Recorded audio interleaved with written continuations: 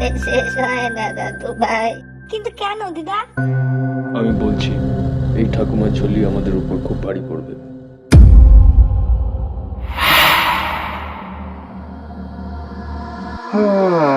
আবার কি হলো? উড়ি বাবা রে, কে রে?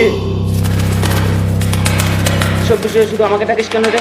জানিস তো আমার ভয় লাগে। আরে আরে চল না, রুম করিস না, একটু চ আমার সাথে, চ, অসুবিধা নেই।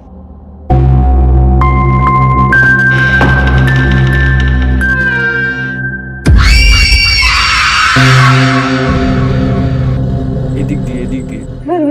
উড়ি বাবা রে, কে রে?